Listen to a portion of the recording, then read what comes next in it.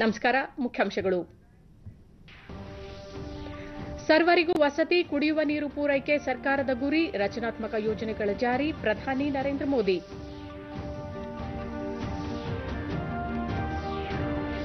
ನೆರೆ ಬಾಧಿತ ಕೊಡಗು ಜಿಲ್ಲೆಯಲ್ಲಿ ಪುನರ್ವಸತಿ ಕಾರ್ಯ ಚುರುಕು, ರಸ್ತೆ ಸಂಪರ್ಕ ಮರುಸ್ಥಾಪನೆ, ಪರ್ಯಾಯ ಮಾರ್ಗ ನಿರ್ಮಾಣಕ್ಕೂ ಆದ್ಯತೆ, ಯುಟಿ ಖಾದರ್. ರಾಜ್ಯದ ಎಲ್ಲಾ ಜಿಲ್ಲೆಗಳಲ್ಲಿ ಆಹಾರೋತ್ಪನ್ನ ಸಂಸ್ಕರಣಾ ಘಟಕ ಸ್ಥಾಪನೆಗೆ ಅಗತ್ಯ ಕ್ರಮ, NH Shivashankar Reddy. Jakarta Asian ಕ್ರೀಡಾಕೂಟ 5ನೇ ದಿನ ಭಾರತಕ್ಕೆ ಶೂಟಿಂಗ್ನಲ್ಲಿ ಬೆಳ್ಳಿ, ಟೆನ್ನಿಸ್, ಕಬಡ್ಡಿಯಲ್ಲಿ ಕಂಚಿನ ಪದಕ. ವಾರ್ತೆಗಳ ವಿವರ.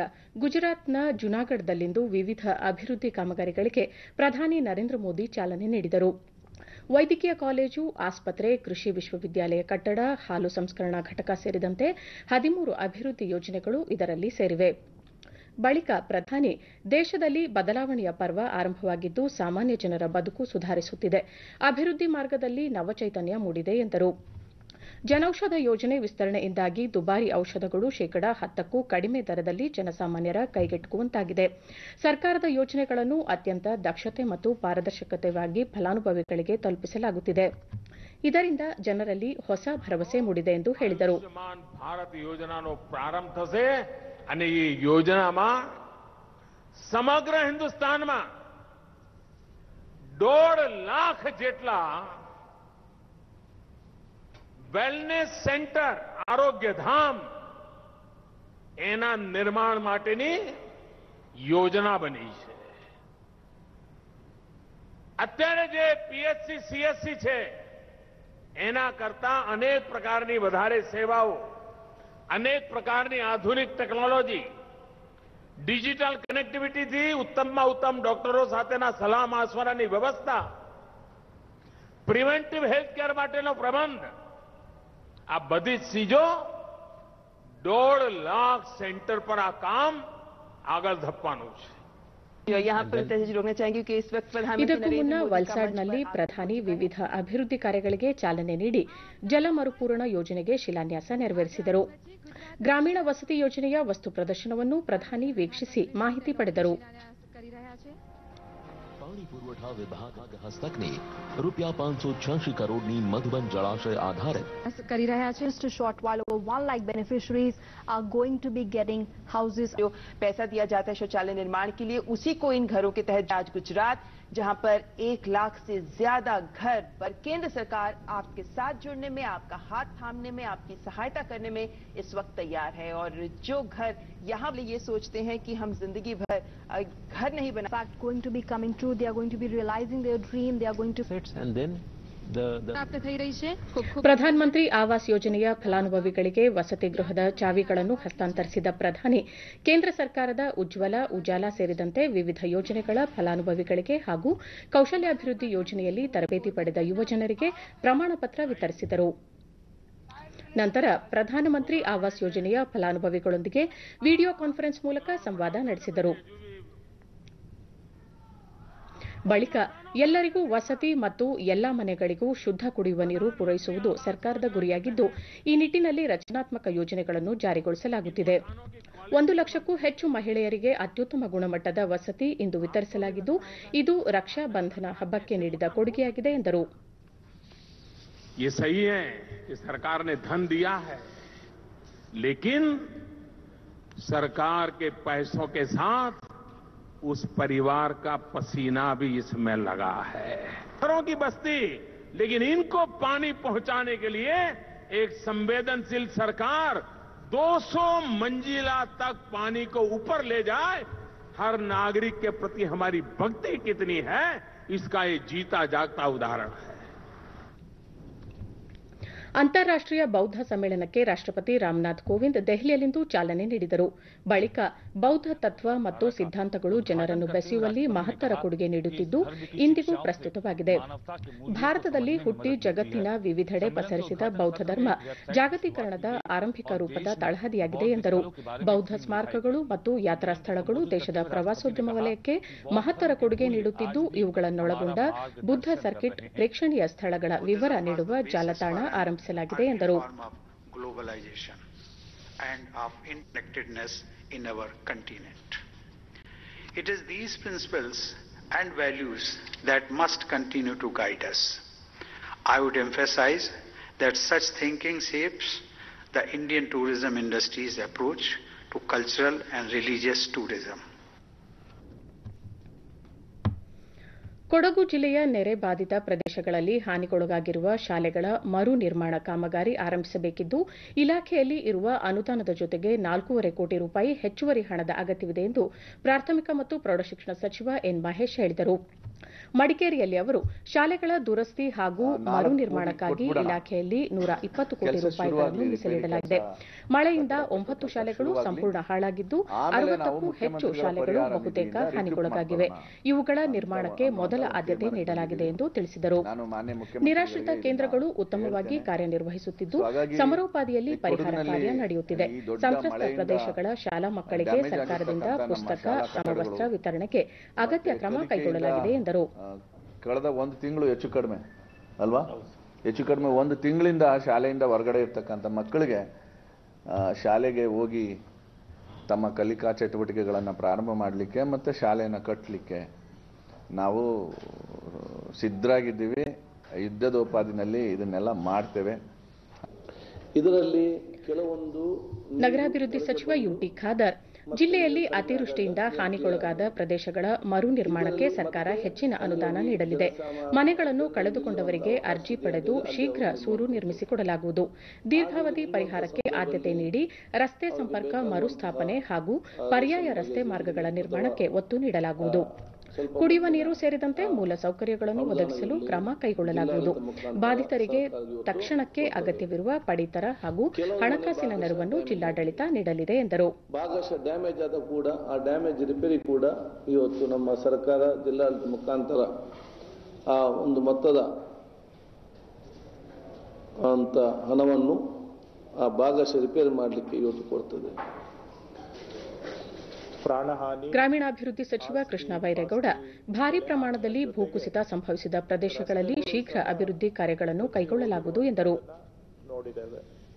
ಹಾಗೆ ಕುಶಾಲನಗರದ ಸಮೀಪ ಗುಡ್ಡೆ ಹೊಸೂರು ನಿರಾಶ್ರಿತರಿಗೆ ಸರ್ಕಾರದ ವತಿಯಿಂದ ನಡೆಸ್ತಾ ಇರತಕ್ಕಂತಹ ಪರಿಹಾರ ಕೇಂದ್ರವನ್ನು ಸಹ ಭೇಟಿ ಮಾಡಿ ಅಲ್ಲಿ ಅವರ ಕಷ್ಟ ಸುಖಗಳನ್ನು ಸಹ ವಿಚಾರಿಸಿ ಬೆಳಿಗ್ಗೆಯಿಂದ ಈಗ ಇವೆಲ್ಲವನ್ನು ಸಹ ಮಾಡಿ ಈಗ ಅಧಿಕಾರಿಗಳ ಜೊತೆಗೆ ಮುಂದಿನ ದಿನಗಳಲ್ಲಿ ತತ್ಕ್ಷಣವಾಗಿ ಮತ್ತು ದೀರ್ಘಾವಧಿಯಲ್ಲಿ ಆಗಬೇಕಾಗಿರ್ತಕ್ಕಂಥ ಪರಿಹಾರ ಕ್ರಮಗಳನ್ನು ಕೈಗೊಳ್ಳಲು ಇಂದು ಈ ಸಭೆಯನ್ನು ಸಹ ಆಯೋಜನೆ ಮಾಡಿದ್ದೇವೆ. ಇದಕ್ಕೂ ಮುನ್ನ ಹಾನಿಗೊಳಗಾದ ಪ್ರದೇಶಗಳಲ್ಲಿ ಸಚಿವರು ಪರಿಸ್ಥಿತಿ ಸಮೀಕ್ಷೆ ನಡೆಸಿದರು. ಕೊಡಗಿನಲ್ಲಿ ಕಳೆದ ವಾರ ಸುರಿದ ಭಾರೀ ಮಳೆ 87 ವರ್ಷದ ದಾಖಲೆಯಾಗಿದೆ. ಭಾರೀ ಮಳೆ ಪರಿಣಾಮ ಉಂಟಾದ ಭೂಕುಸಿತ, ಪ್ರವಾಹ ಪ್ರಕರಣಗಳಲ್ಲಿ ಈವರೆಗೆ 16 ಜನರು ಮೃತಪಟ್ಟಿದ್ದಾರೆ. 1931ರ ಆಗಸ್ಟ್ನಲ್ಲಿ ಕೊಡಗು ಪ್ರದೇಶದಲ್ಲಿ 1559 ಮಿಲಿಮೀಟರ್ ಮಳೆ ಸುರಿದಿತ್ತು. ಆದರೆ ಈ ತಿಂಗಳ 21ರವರೆಗೆ ಈಗಾಗಲೇ 1675 ಮಿಲಿಮೀಟರ್ ಮಳೆಯಾಗಿದೆ ಎಂದು ಹವಾಮಾನ ಇಲಾಖೆ ಮೂಲಗಳು ತಿಳಿಸಿವೆ. ಆಗಸ್ಟ್ ತಿಂಗಳ 15, 16 ಮತ್ತು 17ರಂದು ಜಿಲ್ಲೆಯಲ್ಲಿ ದಾಖಲೆಯ 768 ಮಿಲಿಮೀಟರ್ ಮಳೆಯಾಗಿದ್ದು, ಆ ಪೈಕಿ ಆಗಸ್ಟ್ 17ರ ಒಂದೇ ದಿನ 300 ಮಿಲಿಮೀಟರ್ ಮಳೆ ಸುರಿದಿದೆ. ಇದು ಪ್ರವಾಹ ಪರಿಸ್ಥಿತಿ ಹೆಚ್ಚಲು ಹಾಗೂ ಆಸ್ತಿ ಪಾಸ್ತಿ ಹಾನಿಗೆ ಪ್ರಮುಖ ಕಾರಣವಾಗಿದೆ ಎನ್ನಲಾಗಿದೆ. ಅತಿವೃಷ್ಟಿಯಿಂದ ಬಾಧಿತವಾಗಿರುವ ಕೊಡಗು ಜಿಲ್ಲೆಗೆ ಕೇಂದ್ರ ರಕ್ಷಣಾ ಸಚಿವೆ ನಿರ್ಮಲಾ ಸೀತಾರಾಮನ್ ನಾಳೆ ಭೇಟಿ ನೀಡಲಿದ್ದಾರೆ. ಸಂತ್ರಸ್ತ ಪ್ರದೇಶಗಳಲ್ಲಿ ಪುನರ್ವಸತಿ ಕೇಂದ್ರಗಳಲ್ಲಿ ಬಾಧಿತರನ್ನು ಭೇಟಿ ಮಾಡಲಿರುವ ಸಚಿವರು ಭೂಕುಸಿತಕ್ಕೊಳಗಾಗಿರುವ ಪ್ರದೇಶಗಳಿಗೂ ಭೇಟಿ ನೀಡಿ ವೀಕ್ಷಿಸಲಿದ್ದಾರೆ. ನಂತರ ಜಿಲ್ಲಾಧಿಕಾರಿ ಕಚೇರಿಯಲ್ಲಿ ಸಭೆ ನಡೆಸಲಿದ್ದಾರೆ. ಕೇರಳದಲ್ಲಿ ಪರಿಹಾರ ಕಾರ್ಯಾಚರಣೆ ಮುಂದುವರೆದಿದ್ದು, ಭಾರತೀಯ ಸೇನಾಪಡೆಯ 3 ಅಂಗಗಳು ರಕ್ಷಣಾ ಚಟುವಟಿಕೆ ಮುಂದುವರೆಸಿವೆ. ರಾಜ್ಯದ ವಿವಿಧ ನದಿಗಳ ಹಾಗೂ ಅಣೆಕಟ್ಟುಗಳ ನೀರಿನ ಮಟ್ಟ ಇಳಿಕೆಯಾಗಿದೆ. ಇಡುಕಿ ಜಲಾಶಯದ ಮಟ್ಟ 2400.70 ಅಡಿಗೆ ಇಳಿದಿದೆ. ಸುಮಾರು 9 ಲಕ್ಷ ಮಂದಿ ನಿರಾಶ್ರಿತರ ಶಿಬಿರದಲ್ಲಿದ್ದು, ಈ ಪೈಕಿ ಹಲವರು ತಮ್ಮ ಮನೆಗಳಿಗೆ ವಾಪಸ್ಸಾಗುತ್ತಿದ್ದಾರೆ. ರಸ್ತೆ ಮತ್ತು ಮನೆಗಳ ಸ್ವಚ್ಛತಾ ಕಾರ್ಯದಲ್ಲಿ ವಿವಿಧ ಸ್ವಯಂ ಸೇವಾ ಸಂಸ್ಥೆಗಳು ಮತ್ತು ಸಾರ್ವಜನಿಕರು ಕೈಜೋಡಿಸಿದ್ದಾರೆ. ರೈಲು ಮತ್ತು ಬಸ್ ಸಂಚಾರ ಸಾಮಾನ್ಯ ಸ್ಥಿತಿಗೆ ಮರಳಿದ್ದು, ಕೊಚ್ಚಿ ಅಂತಾರಾಷ್ಟೀಯ ವಿಮಾನ ನಿಲ್ದಾಣದಲ್ಲಿ ವೈಮಾನಿಕ ಸೇವೆ ಇದೇ 29ರಂದು ಪುನರಾರಂಭಗೊಳ್ಳಲಿದೆ. ಈ ಮಧ್ಯೆ ಕೇರಳ ಪರಿಹಾರ ಕಾರ್ಯಗಳಿಗೆ ವಿವಿಧ ದೇಶಗಳು ಕೊಡುಗೆ ನೀಡಲು ಮುಂದಾದ ಬಗ್ಗೆ ವಿದೇಶಾಂಗ ಸಚಿವಾಲಯ ಕೃತಜ್ಞತೆ ಸಲ್ಲಿಸಿದೆ. ವಿದೇಶಾಂಗ ವಕ್ತಾರ ರವೀಶ್ ಕುಮಾರ್, ಸದ್ಯದ ಸರ್ಕಾರಿ ನಿಯಮಾನುಸಾರ ಕೇವಲ ಆಂತರಿಕ ಪ್ರಯತ್ನಗಳಿಂದಲೇ ಪರಿಹಾರ ಕಾರ್ಯ ನಡೆಸಲಾಗುತ್ತಿದೆ. ಆದರೆ ಪ್ರಧಾನಮಂತ್ರಿ ಪರಿಹಾರ ನಿಧಿ ಮತ್ತು ಮುಖ್ಯಮಂತ್ರಿ ಪರಿಹಾರ ನಿಧಿಗೆ ಅನಿವಾಸಿ ಭಾರತೀಯರು ಅಥವಾ ಅಂತಾರಾಷ್ಟೀಯ ಸಂಸ್ಥೆಗಳು ದೇಣಿಗೆ ನೀಡಬಹುದು ಎಂದು ತಿಳಿಸಿದ್ದಾರೆ.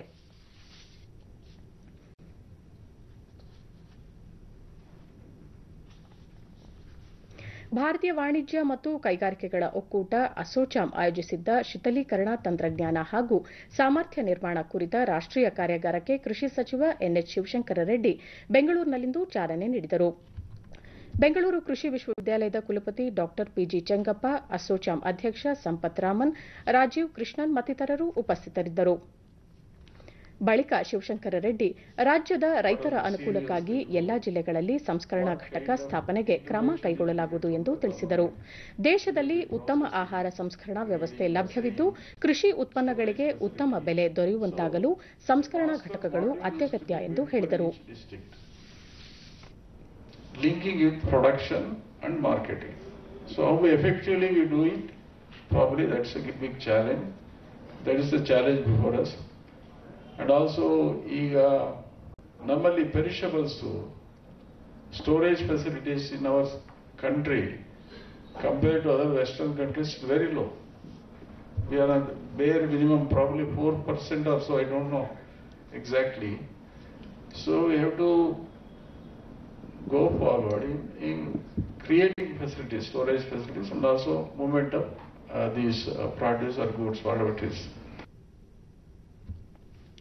ರಾಜ್ಯ ಸರ್ಕಾರದ ಇಂದಿರಾ ಕ್ಯಾಂಟೀನ್ ಯೋಜನೆಯಡಿ ಕನಕಪುರದಲ್ಲಿ ನೂತನವಾಗಿ ನಿರ್ಮಿಸಲಾಗಿರುವ ಕ್ಯಾಂಟೀನ್ ಕಟ್ಟಡವನ್ನು ವೈದ್ಯಕೀಯ ಮತ್ತು ಜಲಸಂಪನ್ಮೂಲ ಸಚಿವ ಡಿಕೆ ಶಿವಕುಮಾರ್ ಮತ್ತು ಸಂಸದ ಡಿಕೆ ಸುರೇಶ್ ಇಂದು ಉದ್ಘಾಟಿಸಿದರು.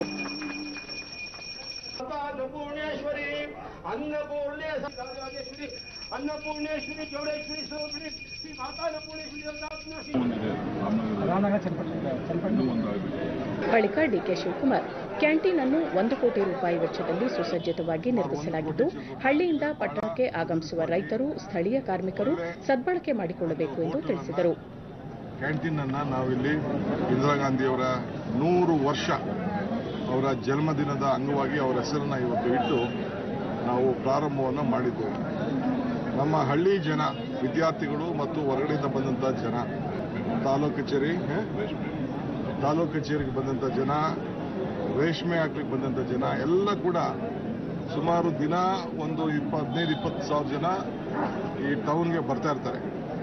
ಸೊ ಅವರಿಗೆ ಅನುಕೂಲ ಆಗಲಿ ಅನ್ನೋ ದೃಷ್ಟಿಯಿಂದ ಅಟ್ಲೀಸ್ಟ್ ದಿನಕ್ಕೆ 1-1.5 ಸಾವಿರ ಜನ ಬೆಳಗ್ಗೆ ಮಧ್ಯಾಹ್ನ 2 ಸೇರಿ ಆಗಲಿ ಅನ್ನೋ ದೃಷ್ಟಿಯಿಂದ ಇವತ್ತು ನಾವು ಮಾಡಿದ್ದೇವೆ. ಕೇಂದ್ರ ಸರ್ಕಾರದ ಮಹತ್ವಾಕಾಂಕ್ಷಿ ಯೋಜನೆಗಳಲ್ಲೊಂದಾದ ಪ್ರಧಾನಮಂತ್ರಿ ಜನೌಷಧಿ ಕೇಂದ್ರವು ಮಧ್ಯಮ ವರ್ಗದವರ ಪಾಲಿಗೆ ವರದಾನವಾಗಿ ಪರಿಣಮಿಸಿದ್ದು ಗಡಿ ಜಿಲ್ಲೆ ಚಾಮರಾಜನಗರದಲ್ಲಿ ಯಶಸ್ವಿಯಾಗಿ ಅನುಷ್ಠಾನಗೊಳ್ಳುತ್ತಿದೆ. ಕೇಂದ್ರಗಳಲ್ಲಿ ಕಡಿಮೆ ದರದಲ್ಲಿ ಔಷಧಿಗಳು ದೊರೆಯುತ್ತಿದ್ದು ಬಡ ಹಾಗೂ ಮಧ್ಯಮ ವರ್ಗದ ಸಾವಿರಾರು ರೋಗಿಗಳು ಸದುಪಯೋಗ ಪಡೆದುಕೊಳ್ಳುತ್ತಿದ್ದಾರೆ. ಡಿಡಿ ನ್ಯೂಸ್ನೊಂದಿಗೆ ಗ್ರಾಹಕ ಭರತ್, ಹೊರಗಿನ ಔಷಧಾಲಯಗಳಲ್ಲಿ 2 ಚುಚ್ಚುಮದ್ದು ಖರೀದಿಸಲು 278 ರೂಪಾಯಿ ವೆಚ್ಚವಾಗುತ್ತಿತ್ತು. ಜನೌಷಧಿ ಕೇಂದ್ರದಲ್ಲಿ ಅದೇ ಔಷಧಿ 78 ರೂಪಾಯಿಗಳಿಗೆ ಸಿಗುತ್ತಿದೆ. ಮಧ್ಯಮ ವರ್ಗದ ಜನರಿಗೆ ಈ ಯೋಜನೆ ತುಂಬಾ ಪ್ರಯೋಜನಕಾರಿಯಾಗಿದೆ ಎಂದರು.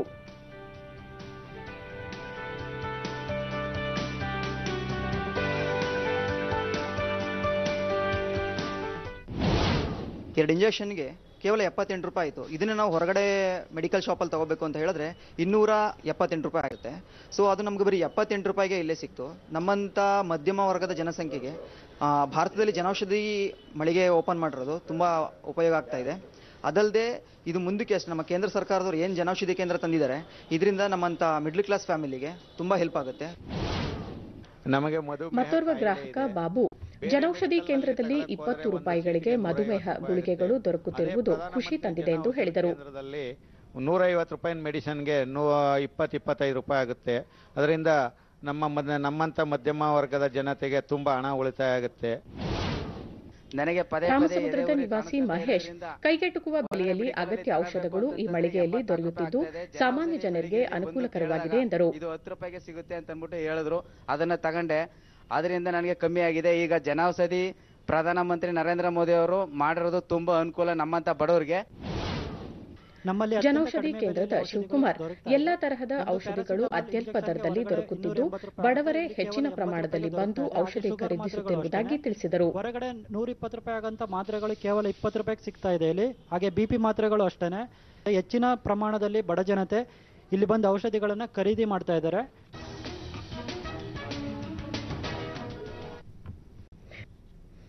ದೇಶದ ಜನಸಾಮಾನ್ಯರಿಗೆ ಕೈಗೆಟುಕುವ ದರದಲ್ಲಿ ವೈಮಾನಿಕ ಸೇವೆ ಒದಗಿಸುವ ಉಡಾನ್ ಕಾರ್ಯಕ್ರಮವನ್ನು ಅಂತಾರಾಷ್ಟೀಯ ಸಂಚಾರಕ್ಕೂ ವಿಸ್ತರಿಸುವ ಕರಡು ಯೋಜನೆಯೊಂದನ್ನು ಕೇಂದ್ರ ಸರ್ಕಾರ ಅನಾವರಣಗೊಳಿಸಿದೆ.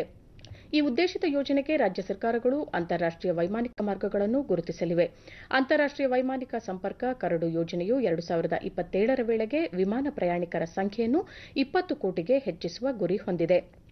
ಈ ಕರಡು ಯೋಜನೆ ರಾಜ್ಯಗಳಲ್ಲಿ ಅಂತಾರಾಷ್ಟೀಯ ಮಾರ್ಗಗಳಲ್ಲಿ ವೈಮಾನಿಕ ಕಾರ್ಯಾಚರಣೆಗೆ ಅವಕಾಶ ಕಲ್ಪಿಸಲಿದೆ. ಕೇಂದ್ರ ಸರ್ಕಾರ ಇದಕ್ಕೆ ಎಲ್ಲ ಅಗತ್ಯ ಬೆಂಬಲ ಒದಗಿಸಲಿದ್ದು ಟಿಕೆಟ್ ದರ ತಗ್ಗಿಸಲು ಸಹಾಯಧನ ನೀಡಲಿದೆ.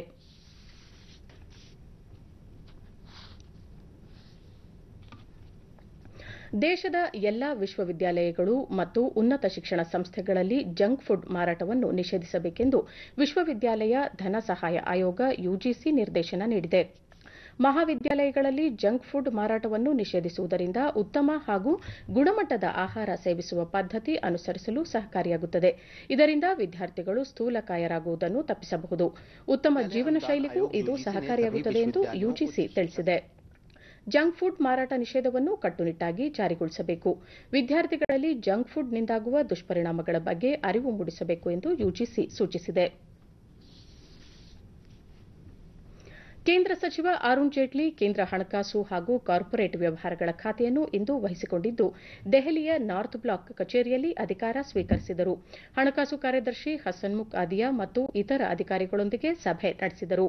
ಕಳೆದ ಮೇ 14ರಂದು ಕಿಡ್ನಿ ಶಸ್ತ್ರಚಿಕಿತ್ಸೆಯ ನಂತರ ಹಣಕಾಸು ಸಚಿವ ಹುದ್ದೆಯಿಂದ ಅರುಣ್ ಜೇಟ್ಲಿ ಅವರಿಗೆ ವಿಶ್ರಾಂತಿ ನೀಡಲಾಗಿತ್ತು. ಈ ಅವಧಿಯಲ್ಲಿ ರೈಲ್ವೆ ಸಚಿವ ಪಿಯೂಷ್ ಗೋಯಲ್ ಈ ಸಚಿವಾಲಯದ ಜವಾಬ್ದಾರಿ ನಿರ್ವಹಿಸಿದ್ದರು.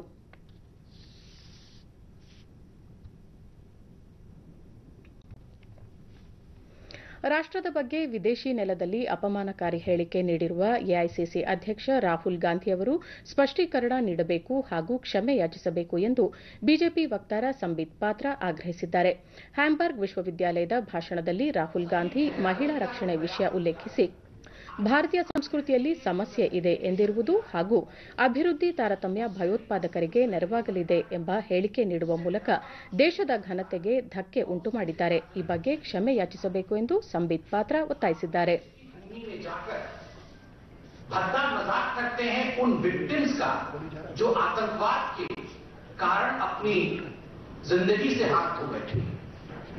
आप आईएएस को एक एक्सक्यूज देते हैं. You are giving an excuse for IAS formation. Your submission that if jobs are not available for the minorities, they will sell their soul to an alternative idea, quote unquote IAS, is something which is deplorable, is something for which you have to explain, Mr. Gandhi. Atal ಅಸ್ಥಿ ಕಳಶ ಯಾತ್ರೆ ಮಂಡ್ಯ ನಗರದಿಂದ ಶ್ರೀರಂಗಪಟ್ಟಣದವರೆಗೆ ಇಂದು ನಡೆಯಿತು. ನಂತರ ಚಿತಾಭಸ್ಮವನ್ನು BJP ರಾಜ್ಯಾಧ್ಯಕ್ಷ BS Yediyurappa ಪಶ್ಚಿಮ ವಾಹಿನಿಯಲ್ಲಿ ವಿಸರ್ಜಿಸಿದರು. ಈ ವೇಳೆ ಕೇಂದ್ರ ಸಚಿವ ಅನಂತಕುಮಾರ್, ಬಿಜೆಪಿ ಮುಖಂಡ ಆರ್ ಅಶೋಕ್ ಇನ್ನಿತರರು ಉಪಸ್ಥಿತರಿದ್ದರು.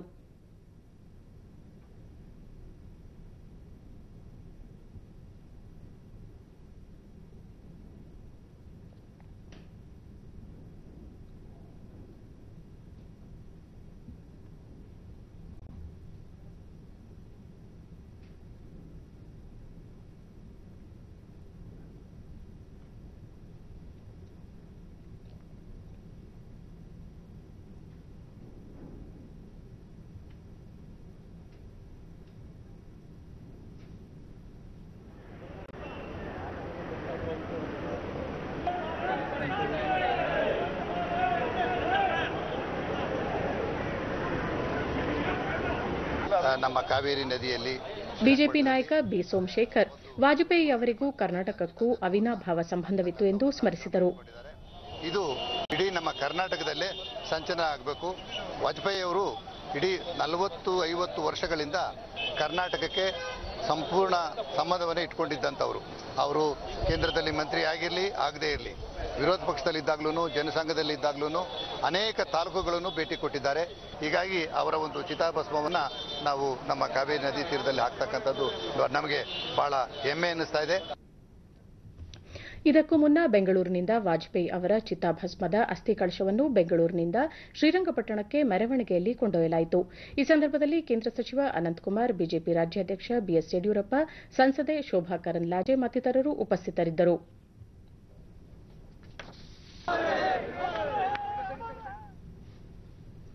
ಉತ್ತರ ಪ್ರದೇಶದ ಲಖನೌದಲ್ಲಿಂದು ಮಾಜಿ ಪ್ರಧಾನಿ ಅಟಲ್ ಬಿಹಾರಿ ವಾಜಪೇಯಿ ಅವರ ಅಸ್ಥಿ ಕಳಶ ಯಾತ್ರೆ ನಡೆಯಿತು.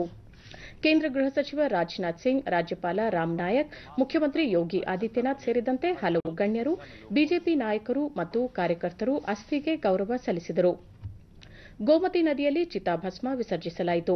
ಬಳಿಕ ಸಚಿವ ರಾಜನಾಥ್ ಸಿಂಗ್, ಅದ್ಭುತ ವ್ಯಕ್ತಿತ್ವ ಹೊಂದಿದ್ದ ವಾಜಪೇಯಿಯವರು ಭೌತಿಕವಾಗಿ ಇಲ್ಲವಾದರೂ ನಮ್ಮೆಲ್ಲರ ಸ್ಮೃತಿ ಪಟಲದಲ್ಲಿ ಅಜರಾಮಜರಾಗಿದ್ದಾರೆ. ಹುದ್ದೆಯಿಂದ ಅಲ್ಲದೆ ವ್ಯಕ್ತಿತ್ವದಿಂದ ಗೌರವ ಸಂಪಾದಿಸಿದ್ದ ವಾಜಪೇಯಿಯವರು ಪ್ರಧಾನಮಂತ್ರಿ ಹುದ್ದೆಗೆ ಏರದೇ ಇದ್ದರೂ ಇದೇ ರೀತಿಯ ಜನಪ್ರಿಯತೆ ಹೊಂದಿರುತ್ತಿದ್ದರು ಎಂದರು. ಅಂಡಮಾನ್ ನಿಕೋಬಾರ್ನ ಪೋರ್ಟ್ ಬ್ಲೇರ್ನಲ್ಲಿ ಸಹ ಇಂದು ವಾಜಪೇಯಿ ಅವರ ಅಸ್ಥಿ ಕಳಶ ಯಾತ್ರೆ ನಡೆಯಿತು. ಹಿರಿಯ ಪತ್ರಕರ್ತ ಹಾಗೂ ಅಂಕಣಕಾರ ಕುಲ್ದೀಪ್ ನಯ್ಯರ್ ದೆಹಲಿಯಲ್ಲಿಂದು ನಿಧನ ಹೊಂದಿದ್ದಾರೆ. ಅವರಿಗೆ 95 ವರ್ಷ ವಯಸ್ಸಾಗಿತ್ತು.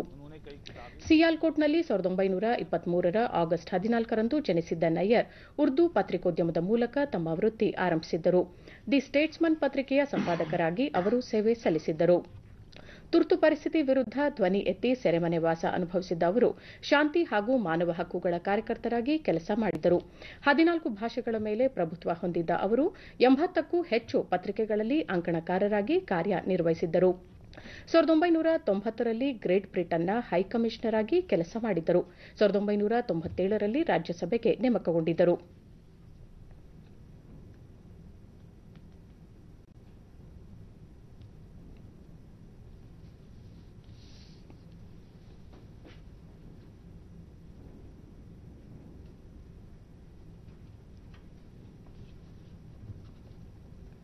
ರಾಷ್ಟ್ರಪತಿ ರಾಮನಾಥ್ ಕೋವಿಂದ್ ಕುಲ್ದೀಪ್ ನಯ್ಯರ್ ಅವರ ನಿಧನಕ್ಕೆ ಸಂತಾಪ ವ್ಯಕ್ತಪಡಿಸಿದ್ದಾರೆ. ತುರ್ತು ಪರಿಸ್ಥಿತಿ ಸಂದರ್ಭದಲ್ಲಿ ಕುಲ್ದೀಪ್ ನಯ್ಯರ್ ವಹಿಸಿದ್ದ ಪಾತ್ರವನ್ನು ಸ್ಮರಿಸಿದ್ದಾರೆ. ಕುಲ್ದೀಪ್ ನಯ್ಯರ್ ನಿಧನಕ್ಕೆ ತೀವ್ರ ಶೋಕ ವ್ಯಕ್ತಪಡಿಸಿರುವ ಪ್ರಧಾನಿ ನರೇಂದ್ರ ಮೋದಿ, ನೇರ ಹಾಗೂ ನಿರ್ಭೀತ ಪತ್ರಿಕೋದ್ಯಮದ ಮೂಲಕ ಕುಲ್ದೀಪ್ ನಯ್ಯರ್ ತಮ್ಮದೇ ಛಾಪು ಮೂಡಿಸಿದ್ದರು ಎಂದು ತಮ್ಮ ಸಂದೇಶದಲ್ಲಿ ತಿಳಿಸಿದ್ದಾರೆ.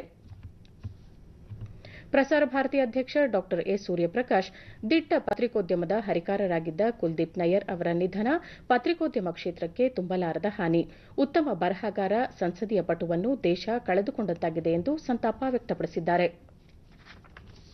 ಪ್ರಧಾನಿ ನರೇಂದ್ರ ಮೋದಿ ಇದೇ 26ರಂದು ಆಕಾಶವಾಣಿಯ ಮನ್ ಕಿ ಬಾತ್ ಕಾರ್ಯಕ್ರಮದಲ್ಲಿ ದೇಶದ ಜನತೆಯೊಂದಿಗೆ ತಮ್ಮ ಚಿಂತನೆಗಳನ್ನು ಹಂಚಿಕೊಳ್ಳಲಿದ್ದಾರೆ. ಇದು ಮನ್ ಕಿ ಬಾತ್ ಕಾರ್ಯಕ್ರಮದ 47ನೇ ಅವತರಣಿಕೆಯಾಗಿದೆ.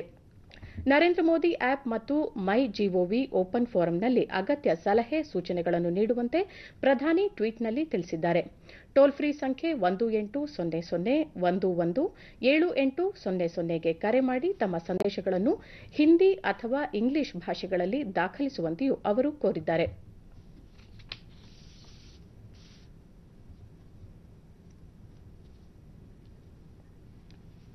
ಇಂಡೋನೇಷ್ಯಾದ ಜಕಾರ್ತಾದಲ್ಲಿ ನಡೆಯುತ್ತಿರುವ ಏಷ್ಯಾ ಕ್ರೀಡಾಕೂಟದ 5ನೇ ದಿನವಾದ ಇಂದು ಭಾರತ ತಲಾ 1 ಬೆಳ್ಳಿ ಮತ್ತು 1 ಕಂಚು ಗೆದ್ದಿದೆ.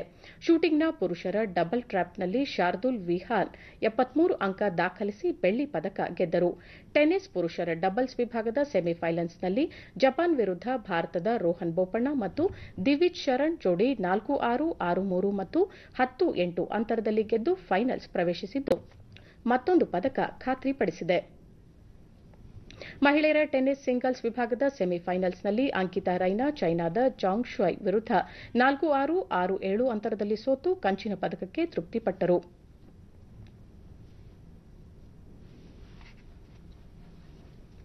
ಪುರುಷರ 200 ಮೀಟರ್ ಬ್ಯಾಕ್ ಸ್ಟ್ರೋಕ್ ಈಜು ಸ್ಪರ್ಧೆಯಲ್ಲಿ ಶ್ರೀಹರಿ ನಟರಾಜ್ ಫೈನಲ್ ಸುತ್ತು ತಲುಪಿದ್ದಾರೆ.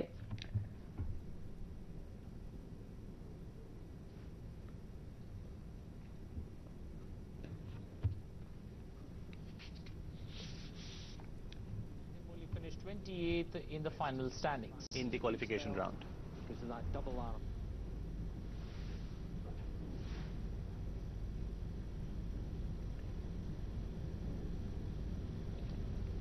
ಕಬಡ್ಡಿಯಲ್ಲಿ 7 ಬಾರಿಯ ಚಾಂಪಿಯನ್ ಭಾರತ ಈ ಬಾರಿ ಫೈನಲ್ ತಲುಪುವಲ್ಲಿ ವಿಫಲವಾಗಿದ್ದು ಇಂದು ನಡೆದ ಸೆಮಿಫೈನಲ್ನಲ್ಲಿ ಇರಾನ್ ವಿರುದ್ಧ 27-17 ಅಂತರದಿಂದ ಪರಾಭವಗೊಂಡಿತು.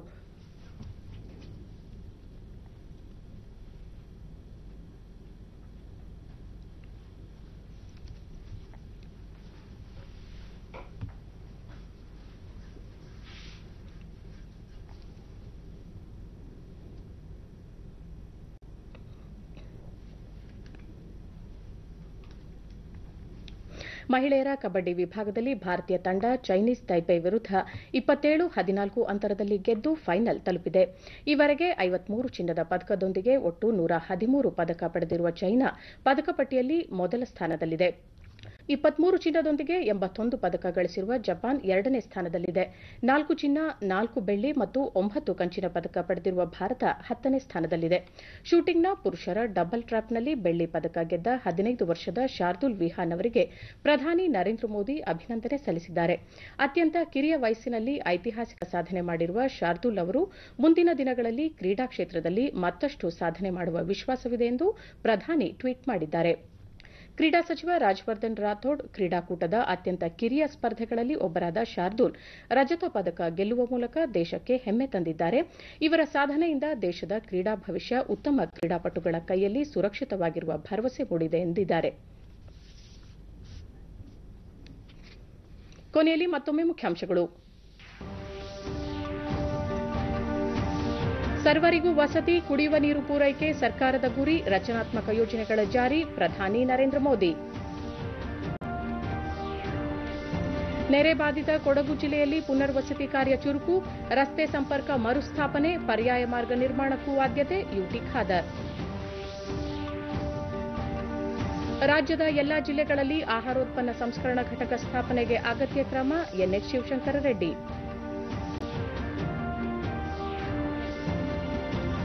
ಜಕಾರ್ತಾ ಏಷ್ಯನ್ ಕ್ರೀಡಾಕೂಟ 5ನೇ ದಿನದ ಭಾರತಕ್ಕೆ ಶೂಟಿಂಗ್ನಲ್ಲಿ ಬೆಳ್ಳಿ, ಟೆನ್ನಿಸ್, ಕಬಡ್ಡಿಯಲ್ಲಿ ಕಂಚಿನ ಪದಕ. ನಮ್ಮ ಮುಂದಿನ ವಾರ್ತಾ ಪ್ರಸಾರ ರಾತ್ರಿ 9 ಗಂಟೆಗೆ ಚಂದನದಲ್ಲಿ. ನಮಸ್ಕಾರ.